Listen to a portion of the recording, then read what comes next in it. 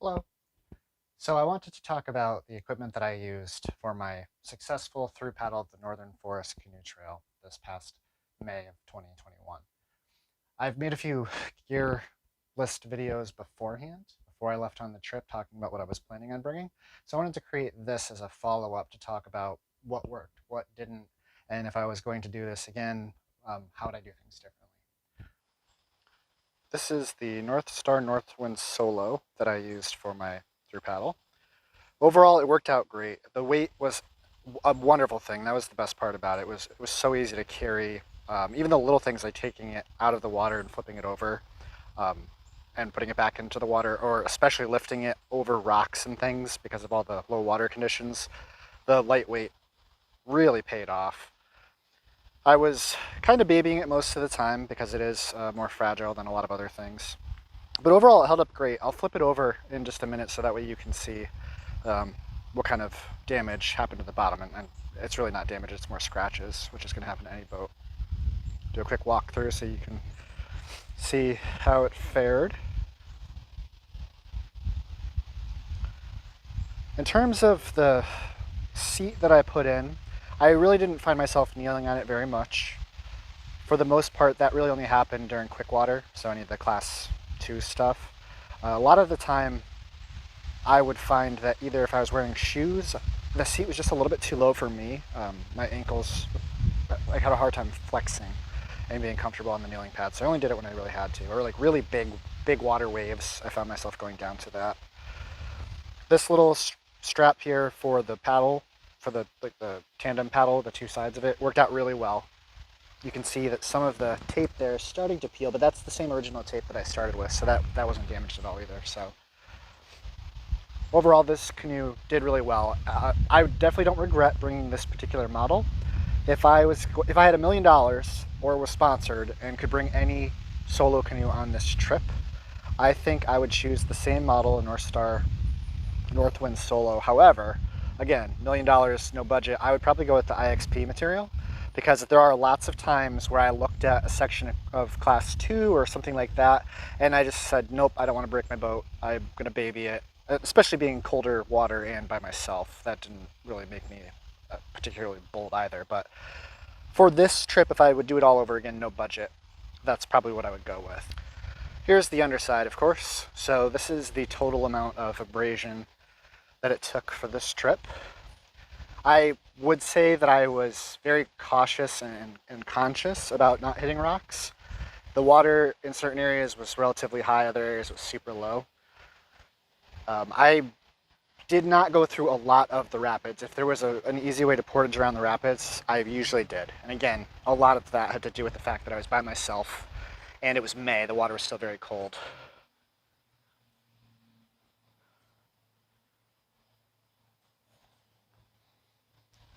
Overall, no significant damage though. It's mostly just these scratches, no serious gouges, and I bet I could buff a lot of this out. So overall, I'm really happy with it. There were a couple times that I hit a couple rocks full on in some class 2, like I didn't see it down a little chute and just wham, just hit it pretty hard, and I couldn't even tell which scratch was the new scratch. So the material itself did fantastic. I'm very happy with how the boat held up. This is my Granite Gear Thwart Bag, the size large. This is the first trip I've used a Thwart Bag, and it was a wonderful addition to my equipment. It's just really nice because you can keep things organized, and because it's on a thwart, it's not sitting in the bottom of the boat getting wet like if you just put it down. So I really think very highly of this. It did a great job, so strongly recommend that one. Next up is my PFD. So this is the Astral Ronnie model. And this is another piece of equipment that I would highly recommend. I think very highly of it. It was very comfortable. What I really liked about this was that this pocket right here with the snap, I kept a small waterproof bag in that pocket, scrunched down into the bottom, so whenever it started raining really hard, I could put my phone inside that for a little bit of extra protection. And I also kept my SPF 50 sunscreen in there too for my lips. And so that was always right there. As soon as I felt like my lips were a little hot, that's what I'd go for.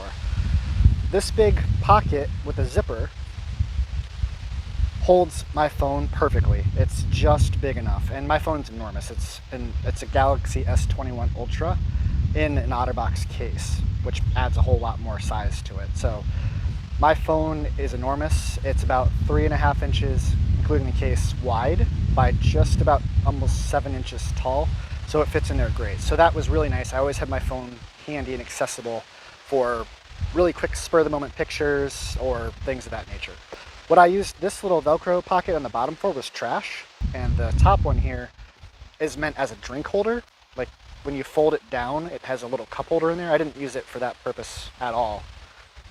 But what I would do is I would use this as my trash, so I'd just easily stuff any wrappers from snacks in there.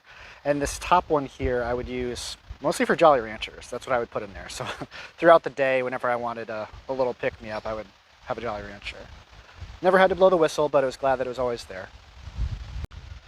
This is the Crazy Creek canoe chair.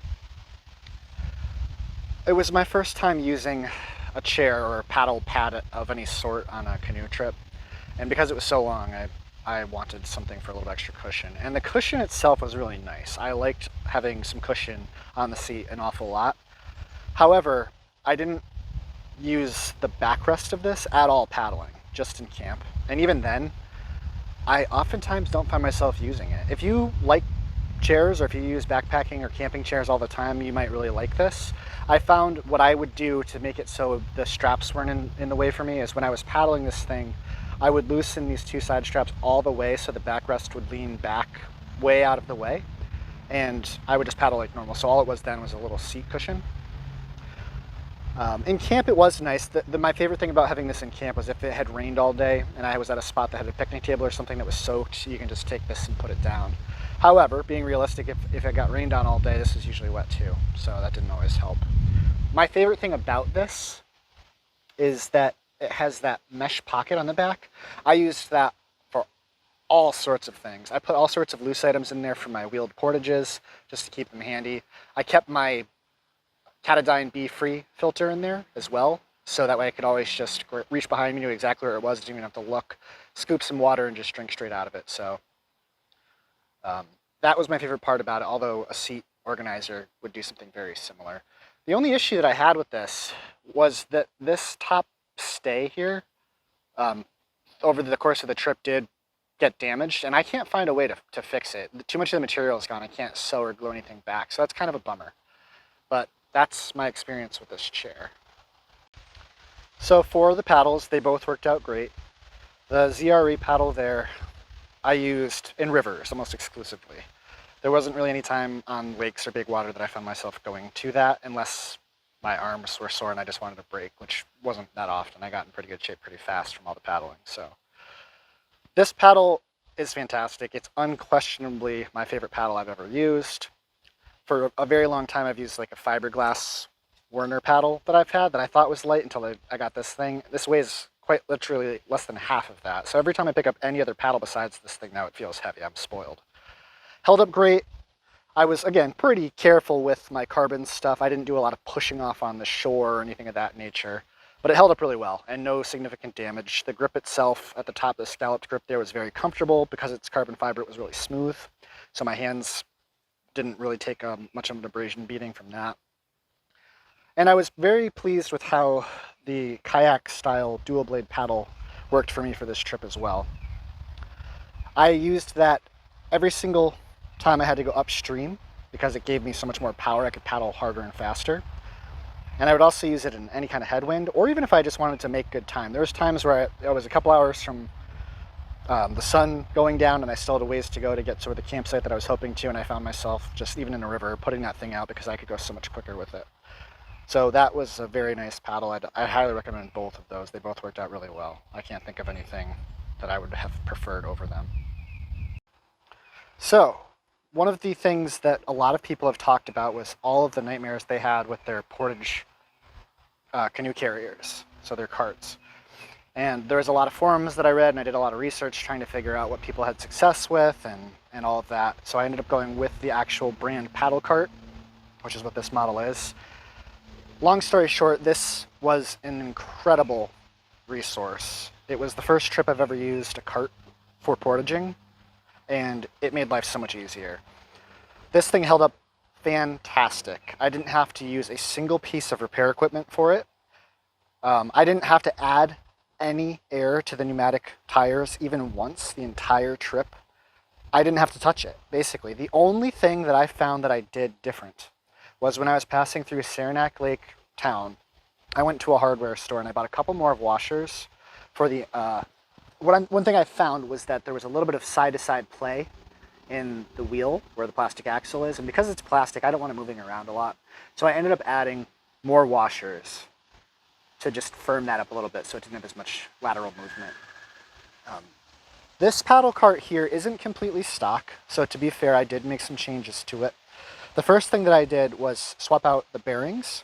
So it comes with some budget shielded bearings, which have a metal cover on them, but they don't have any kind of mechanism to keep water or sand or anything out. It's just a little metal washer that keeps the ball bearings in place. There's something called sealed bearings, which have a synthetic plasticky piece that's actually designed to be very water resistant to keep water and grit and everything else from getting in there. So I did swap those out. I'll put a link in the description below to the exact bearing for this exact cart. It was kind of tricky to find because these bearings are what's called flanged bearings. They're a whole bunch of different diameters. They have an outer ring built into them. So those bearings work great. The other thing that I did to this was I did take out the default tubes that came in the paddle cart and I replaced them with some very heavy duty, quote unquote, thorn proof running stroller tubes. So those worked really, really well. They're 3 millimeters thick, which is ridiculous. Most inner tubes are less than 1 millimeter. So they might have aided to the fact that I didn't have any kind of punctures or leaks. I did buy some Slime brand tube tire sealant that I put in there. So even if I did get a micro leak, it should self-patch with a mountain biking style tubeless tire system. Other than that, it is basically stock. I didn't lose any of the parts, any of the pins or anything like that. I did have spares the whole time. This was fantastic. I really couldn't have asked for it to work better. The axle isn't bent. What I'll do now is I'll flip it over and I'll show you how well the bearings are still working even after this trip. So I just gave both wheels one solid spin with my hand. So while we're watching them go, I found in the beginning of my trip, I was babying this thing. I would put just my 30-pound canoe and my lightweight paddles and stuff in there, and I would carry my dry bag on my back. What I realized pretty quickly was that my kit is light enough that even with my 50-ish pound dry bag, I'd put that kind of right over this paddle cart in the canoe, that I would put every single thing I had inside of my canoe for all my portages, both on and off road. And this thing still did fantastic. The water was very low in certain spots in my trip, especially the New Hampshire, Vermont, southern Maine kind of stuff. And I did a lot of road portaging, especially a lot of the upstream travel. I really didn't enjoy it, so I found myself portaging on the road next to the river. So I used this for, I would say, unquestionably at least 80 plus miles of road portaging. There was times that I would do a 10-mile rail trail portage as opposed to upstream river travel. So this thing had a canoe in it a lot, and it held up really, really well. So super impressed. So the painter lines that I used were perfect. They float. They're pretty bright. The yellow is really a nice color to find. My canoe is black. So around dusk or in the morning when I was getting up for a long day, I would oftentimes be really tired and not be able to see the canoe very well because it blended in. So what I would do is I would take this skyline and I would kind of just throw it on the bottom of the canoe in like a wavy pattern, and it made finding the canoe or not stepping or tripping on the canoe so much easier. So that was a nice bonus. This is the portage yoke that is made by North Star for their solo canoes. So naturally it fits that canoe very well. One thing that I really liked about this were these padded shoulder braces. My canoe is very light, so this made things even more comfortable. So I would recommend both of these things as well. I wouldn't have swapped these out. In regards to my repair kit, I was very fortunate that I had to use almost nothing from it the entire trip. My equipment held up great. Nothing really significant broke. The only item that I really used from the repair kit the entire time was some of the tenacious tape, the waterproof repair tape. There were a couple spots on my tent body that had very small little crease holes in them. I've used that tent for a lot of trips, so they may have been there before this trip, but that's really the only time I used that. In terms of my fishing equipment, I was really happy with how everything worked out. I found myself fishing almost every day. I am not a very strong fisherman, but I enjoy it a lot. And the travel rod that was 2-in-1 was just really nice because you could set it up for whatever you were in the mood for, or whatever the water sort of offered you for what was more ideal at the time. So I would recommend that fishing setup. There isn't a whole lot that I would change. All right, well, there we have it. So that's all the canoeing and portaging equipment that I used and how it worked out for me.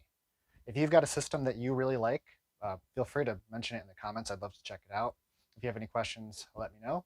And if you want to watch the video that talks more about the camping equipment and the clothing, then check the description and I'll have a link for it down there. Thanks so much for watching.